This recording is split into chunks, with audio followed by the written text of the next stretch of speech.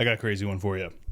So, you know how there's a lot of talk about the power requirements, the limits on computational needs for all of this artificial intelligence that's going around on us. I mean, there is going to be an energy crisis is what's going to happen. I think some of the cloud service providers like the Microsoft Azures, Google Cloud Platforms, and Amazon AWS are even thinking about creating their own nuclear power plants to power all of the needs of this hardware, this bare metal, the sheet metal, these GPUs that are sitting in these massive data centers that are just taking a ton of heat.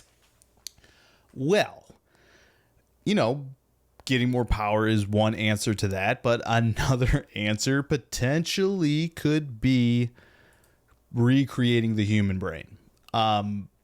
Yeah. So very, very science fiction, but it's becoming somewhat of reality. And this company, Final Spark, the Swiss company, is doing what's called biocomputing, bioprocessing, wet computing.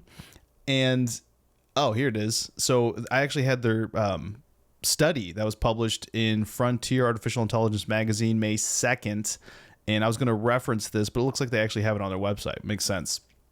Let me just read what it says. 1 billion times more energy efficient. The human brain is a powerhouse boasting 86 billion neurons and using only 20 watts of power for efficient computing. Replicating this kind of efficiency with silicon would require a whopping 10 megawatts of power, according to Stanford University's Kwabena Bohen. So it is 1 billion times more energy efficient. If we go into the study, we can actually see some graphics of what they're talking about. And this is what it looks like. This is a potential bioprocessor, biocomputing platform to power some of this generative AI models. And as computational needs are going to be increased and power requirement thereby needs to be there, million times more or billion times more energy efficient, sorry, can't forget 3 zeros, is pretty attractive. Now, the feasibility of this, I'm unsure. I don't have near the competency of going into what they've outlined into this, but I'll put a link in the description if anybody out there that hasn't seen this. I'm sure if you do have the competency to interpret this, to determine whether or not the feasibility of this is there, then you had to have, I don't know what circles you're in. I'm sure someone else talked about this, but I just wanted to share that this is an interesting problem. People are figuring out ways, whether it's to make the software required for these generative AI models more efficient on the back end, figuring out how to divert heat, maximize the energy, create nuclear power plants. This is one that I had not seen. This wet computing that Final Spark. Let's see what else that they have in here. Final Spark claims that so-called bioprocessors like the brain-machine interface system they're developing consume 1 million times less power than traditional digital processors. Yeah, that's where I got the million. But they have 1 billion times more energy efficiency. So not exactly what changed there. Let's see. I think that there was one more thing of note that I want to... In 2023, researchers in the United States built a bioprocessor that connected computer hardware to brain organoids, and the system learned to recognize speech patterns.